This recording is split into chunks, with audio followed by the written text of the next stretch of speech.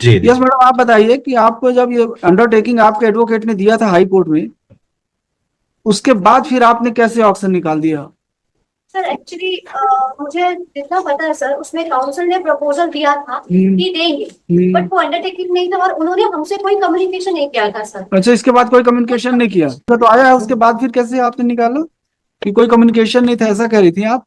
नहीं नहीं, ये आरडीए ने कोई कम्युनिकेशन नहीं किया था कि ऐसा प्रपोजल देना है करके, क्योंकि बाय दैट टाइम इनका जो अलॉटमेंट था ऑलरेडी यस कैंसिल मैडम, हो आप चुका। बताइए कि आपके वकील ने यहाँ पे अंडरटेकिंग दिया, पिटिशनर से वहां पे रिप्रेजेंटेशन दिया, उसके बाद आपने ऑक्शन कैसे किया?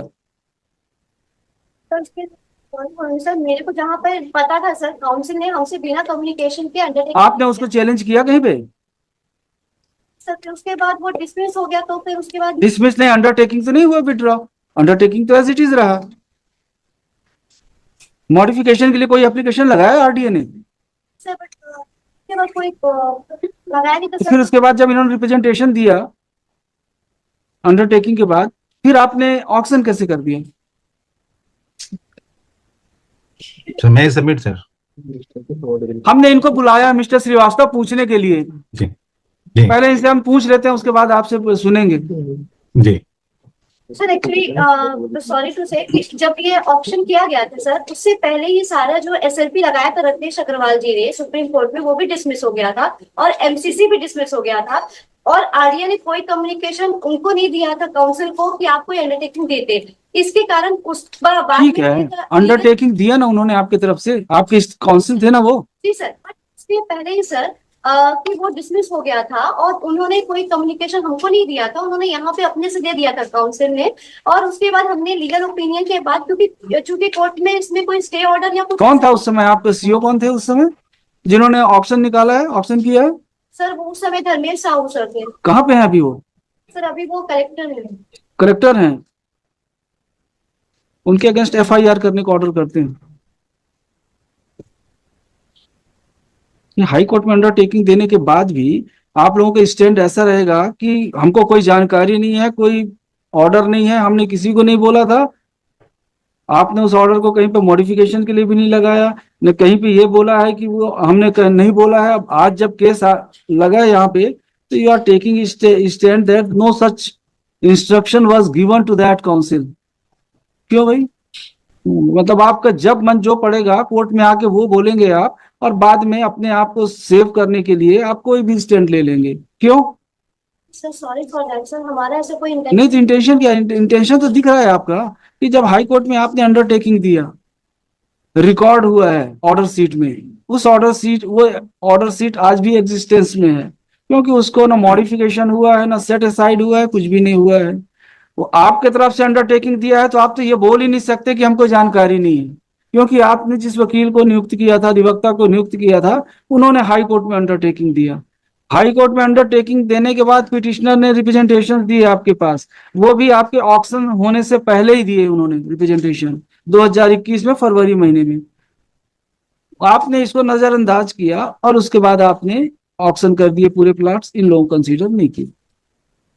तो जब आपने अंडरटेकिंग दिया था तो आपने टेंडर एंड वाइट क्यों किया?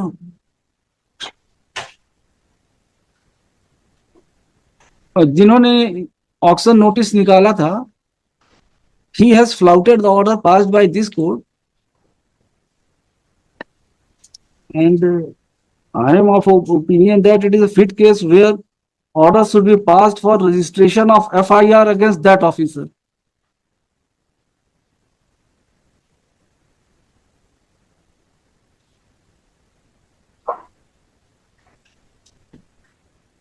मैं सबमिट करूंगा। You can't play with the court कि आप एक तरफ आपके वकील अंडरटेकिंग दे, दूसरी तरफ आप अपने मन का करते रहें।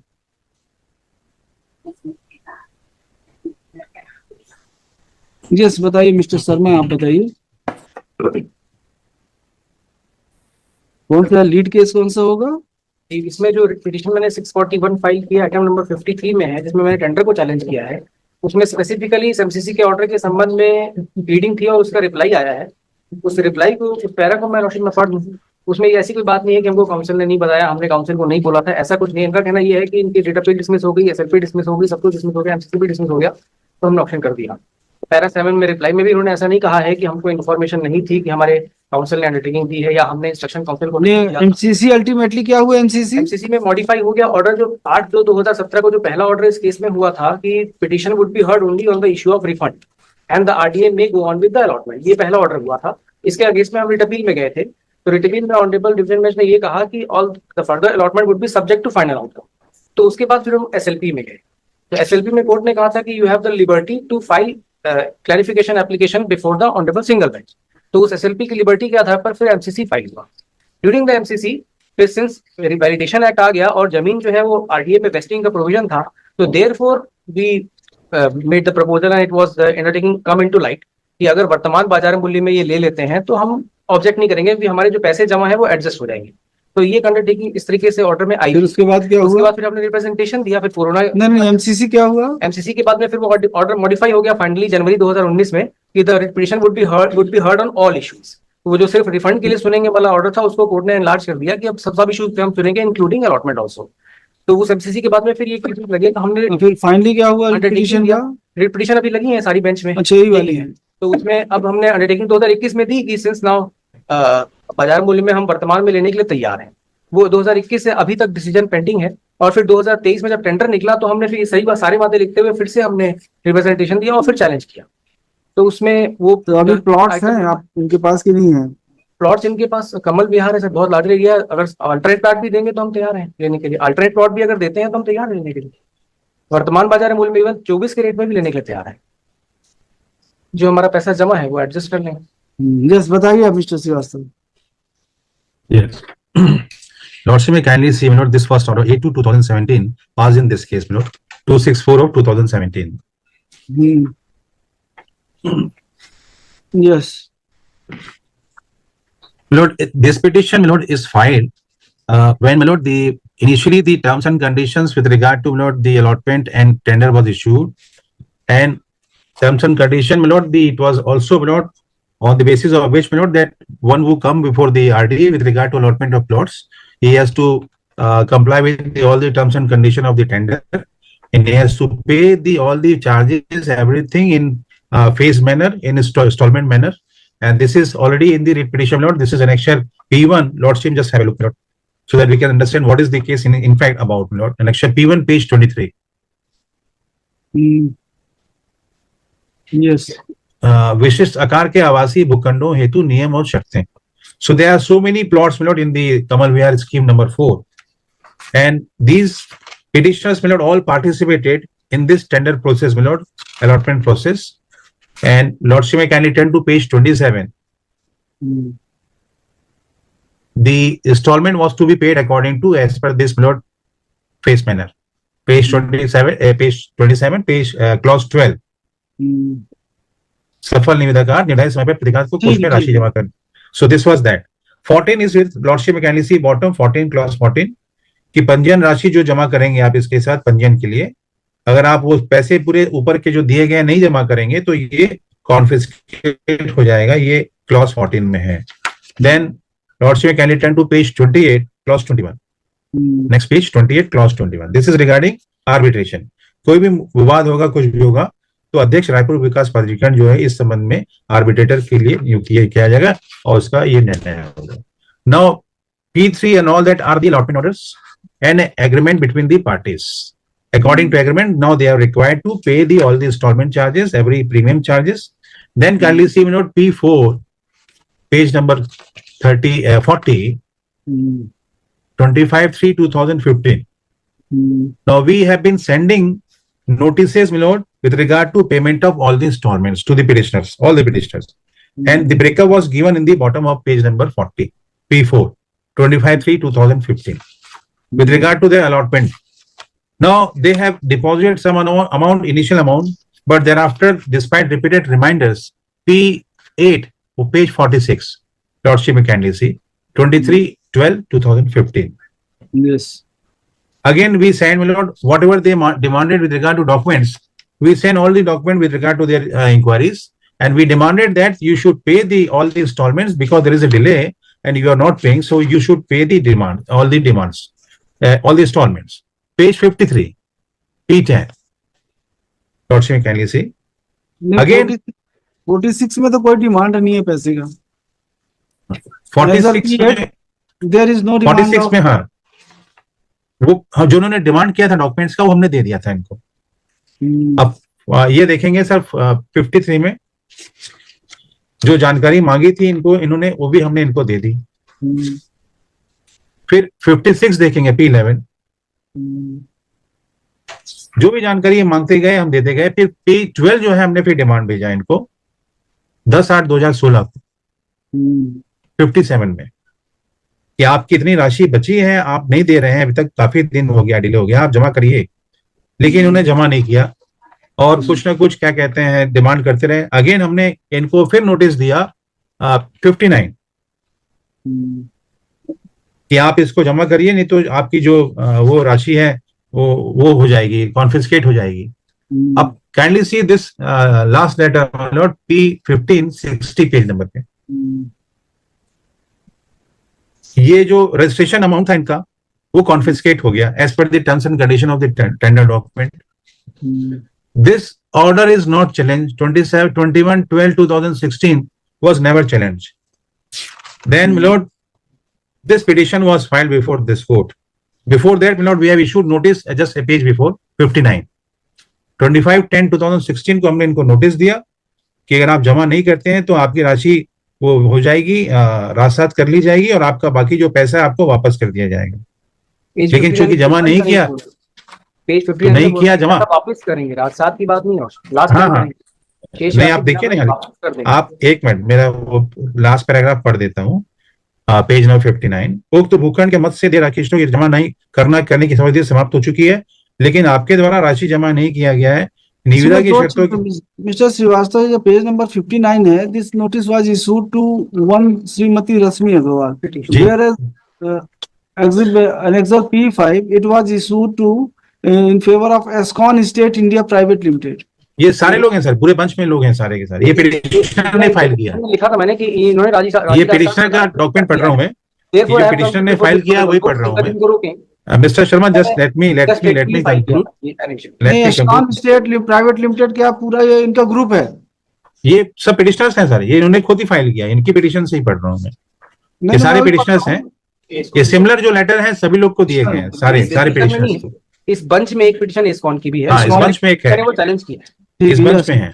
अब एक चीज नोट करें सर, ये जो P15 जो है P60 में जब हमने इनका ये राजसात कर लिया रजिस्ट्रेशन अमाउंट, ये आप पिटिशन में देखें सर, पिटिशन का रिलीफ क्लॉज देखें, ये इसको चैलेंज ही नहीं किया इन्होंने इस पिटिशन। नहीं, रश्मि अग्रवाल एस्कॉन का चैलेंज इस पिटिशन में इन्होंने नहीं, आपका रश्मि अग्रवाल का पढ़ रहा हूँ ना मैं, आपका लास्ट लेटर जो है ये तो रश्मि अग्रवाल का है ना, ये जो 60 नंबर पे जो है वो सॉरी एस्कॉन का जो है, एस्कॉन का है, ये आपने एस्कॉन में भी नहीं चैलेंज किया है। अब देखिए, ये इनको सिमिलर नोटिस इशू किया गया था, इन लोगों ने चैलेंज नहीं किया। The order passed by this court after hearing the case on 8/2/2017. Let me just kindly see the order passed in this case, WPC 264/2017, and order dated 8/2/2017. Yes. Heard, issue notice to the respondents to the extent of petitioner's entitlement to get refund of the forfeited amount, that is the registration amount. So-and-so governed so-and-so. It is made clear that, this is important, it is made clear that RDA would be at liberty to reallot the subject loss to any other purchaser. So this order was passed in all similar matters. This was passed in 264 and WPC 132. So similar order was passed in all the cases. Now this order was assailed by some of the my lord petitioner before the division bench, and my lord lordship could see my lord this order in the writ appeal. This is filed in this petition itself. My lord, kindly see my lord, this is an application for permission to implead necessary party issued on also filed on 16/3/2023. IA number 4. IA number 4 देखेंगे sir.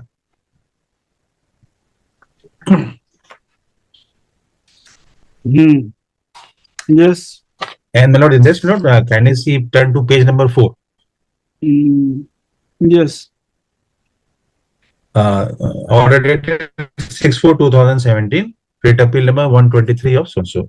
Yes. Though this matter is set for orders on office note on consent of learned counsel on paragraph 3, this appeal is only against the interlocutory order whereby the learned single judge has issued an order clarifying that the Raipur Development Authority will be entitled to re-allot the subject plots to any other purchaser. Obviously, that having been issued through interlocutory order, it will be subject to final judgment in the writ petition. We may, however, notice that writ petition has been admitted only to the extent of petitioner's entitlement to get refund of the forfeited amount. If the petitioner has any grievance in relation to what transpired in the court, that is not a matter to be entertained through an appeal. Hence, without prejudice to any other remedy as may be available. Yes, I already done. Yes. So, this is what the order passed by the division bench. Now, this order was also assailed by one of the petitioner before the Honorable Supreme Court. Kindly see the next page, my lord. Page number Next 7. page, there is a ये 6 page number पे एक similar appeal भी वैसे ही dispose of हो That गई was dismissed. Yes. 6 number पे। हाँ, 7 में देखिए सुप्रीम कोर्ट का ऑर्डर। देख तो लिए, 7 में सुप्रीम कोर्ट का ऑर्डर है। देख लिए आगे चलिए। तो नीचे देखेंगे डिले कैंडोड पढ़ लिया मिस्टर श्रीवास्तव, आगे चलिए। For the petitioner to urge before should be heard. सुन तो लिए, सर देख इस ऑर्डर के बाद कोर्ट ने डिक्लाइन कर दिया ऑर्डर को। So ultimately the division bench and Honorable Supreme Court both have declined to interfere with the order passed by the single bench, my lord, on 8/2/2017. So now, what has happened, my lord? A liberty was granted to the petitioner to move the single bench with modification of the order with regard to Supreme Court order. On these premises, the MCC was filed seeking modification of the order of the 8/2/2017. On this day, my lord, premises then, my lord, on one day, Lordship, that what order we have just seen, my lord, 28/10/2018. On that day, my lord, the council appearing for the RDA made that proposal with regard to that.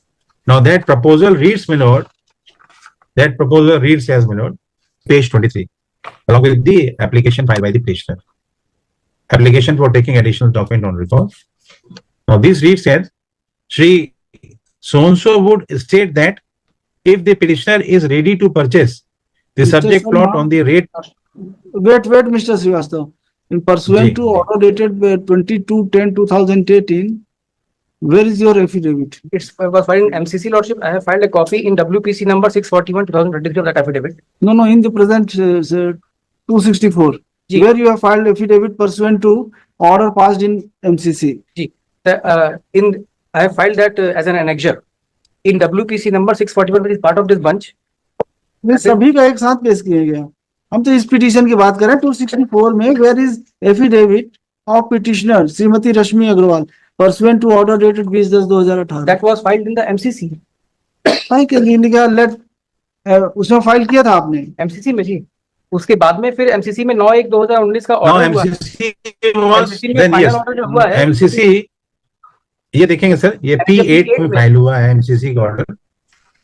ये मैं पढ़ देता हूँ P8 वो तो उन्होंने फिर MCC P8 में पेज 9 जो ओपन कर दिया all the सारे issues issues were हाँ left वो open. क्या So now, yes so now issues were left open that before this court. understanding between the parties still stands. And my lands, I'm still ready to. अब एक What इसमें मेरा एक submission है। अब जो इशू ओपन हो गया है, जब इशू ओपन हो गया है, Mr. Srivastav, ji. what do you say about refund of amount paid by the petitioner, respective petitioners? my lord, this amount which was restitution amount which was confiscated and rest of the amount were already, my lord, proposed with regard to refund as per the terms and condition of the The tender amount document. was confiscated, the amount deposited by the As per the terms, yes, no, that was as per the terms and condition of the tender document. I have just read, my lord, it was known to the petitioner right from the inception beginning since 2015. And with open eye, they participated in the tender process, knowing that this is the situation. And despite repeated reminder, they did not deposit the installments. Ultimately, we had to confiscate this restitution amount. And we also propose that rest of the amount will be refunded to you. But they approached before this court, challenging, my lord, with regard to that action of confiscation of the restitution amount. which was declined by this court on the 8/2/2017 itself, and which has been approved up to Supreme Court. Though the petitioners have not specifically challenged the order of confiscation, Yes, but in Yes. 10.2 they have sought a relief my lord. or refund of the forfeited amount. My lord, we all know technically, unless this is a consequential relief, my lord, unless you There is no seek a specific prayer quashing in of this set- regard. Yes, Order yes, has my not lord. been The specific challenged, prayer is but not there. There is prayer. And it is also not in dispute that the petitioner have not deposited the amount. That Yes, my lord. That is the whole difficulty. That is the Though whole they- difficulty, my lord. though Repeated they time we failed have to been making deposit the request. entire amount, No, but they part deposited the payment- initial amount. part payment was made. Part payment किया था, initial amount deposit किया था, उसके बाद का कोई instalment नहीं दिया। डिफिकल्टी वही है सर। उसके बाद कोर्ट के ऑर्डर्स पे फिर क्या हुआ कि अल्टीमेटली रीऑक्शन हुआ, प्लॉट इसमें का बहुत से जो लोग प्लॉट पार्टिसिपेट आपके भी पास किए। अवेलेबल है कि नहीं है मैडम आज? कमल विहार में मेरे ख्याल से अब प्लॉट देख रहे हैं मैडम, कोई इंस्ट्रक्शन होगा जो भी है। मैडम Alternative बताएं आपके पास कहीं कमल पे? विहार में अल्टरनेटिव सर जैसे कल हमारा सेल ऑप्शन है सर बाय डेट, उसके बाद अगर वो जो बच जाते हैं सर, क्योंकि वो ओपन टेंडर है, कई लोग पार्टिसिपेट कर चुके होंगे, उसके बाद जो बच जाते हैं हम उनको दिखा देंगे। अगर वो कितने हैं, कितने लोग हैं, पिटिशनर्स कितने हैं? 25 25 28 है total। उसमें से लेकिन 24 उतने लोगों का हो पाएगा? नहीं होगा। कहीं दूसरी स्कीम में मान लो होगा तो हो सकता है, देखिए अगर मान लो, किसी और क्योंकि यहाँ पे अरे पैसा वापस कर दीजिए इन लोगों का, हाँ वो ज्यादा बेहतर है। ज्यादा बेटर है, पैसा वापस कर दीजिए। सर जिसमें forfeited amount को छोड़ इसमें जो फॉरफिटेड नहीं, कॉन्फिस्केटेड अमाउंट देना है हाँ आपको। वही है जो रजिस्ट्रेशन अमाउंट जो है इनका जो lordship we are still standing. अगर इनके पास प्लॉट है, कुछ है, आप बोल कर रहे हैं। लीजिएगा, एक क्लॉज हम रख देंगे कि अगर कोई भी इनका आता है कोई स्कीम, तो जो भी है 24 लोग इनको प्रेफरेंस दिया जाएगा, इतना हम आपके लिए जगह रख देंगे। हाँ, जो ठीक है। अवेलेबल है प्लॉट, अगर उसमें से होता है इनको लॉर्डशिप, प्रेफरेंस दे दीजिएगा कभी अगर आता है स्कीम तो। वो नहीं, जो same प्लॉट्स sector अवेलेबल थे में एज पर दी discussions के ऑर्डर, लिए- अभी नहीं, हम प्लॉट्स के लिए कुछ नहीं री-ऑक्शन बोल हो रहे गए हैं, हैं। हम प्लॉट्स जी, के लिए जी। कुछ नहीं बोल रहे हैं, हम ये बोल रहे हैं फ्यूचर में अगर कोई स्कीम आती है आरडीए की, जी जी तो इन जी। 24 लोगों को आप प्रेफरेंस दे देंगे, बस इतना ही बोल इनके रहे पास हैं। प्लॉट्स जो है लॉर्डशिप, उसमें से जो हमारे, क्योंकि 30-30 लाख रुपए भी जमा है कुछ पिटिशनर्स के, इनके पास में अवेलेबल है लॉर्डशिप। अंडरटेकिंग तो नहीं, वो तो इसी पैसे वापस कर रहे हैं और- आपको ना, वो तो हम कर रहे हैं वापस, पैसा वापस करवा देना। वो तो हम ऑलरेडी कर ही रहे हैं। जो कॉन्फिस्केटेड अमाउंट जो है फॉरफिटेड के बाद, तो बाकी पूरा पैसा आप आपको वापस कर रहे हैं, वो तो लिख के दिया है हमने आपको। कितना आप क्या? अभी कितना फोरफिट करेंगे? रजिस्ट्रेशन अमाउंट ओनली बस रजिस्ट्रेशन अमाउंट 10%। वो जो भी मेरे ख्याल से होगा। 10% कितना होगा? सर टोटल प्लॉट एरिया का 10% सर, मान लो 30 लाख का है तो 3 लाख रुपए सर। बाकी वापस कर देंगे। बाकी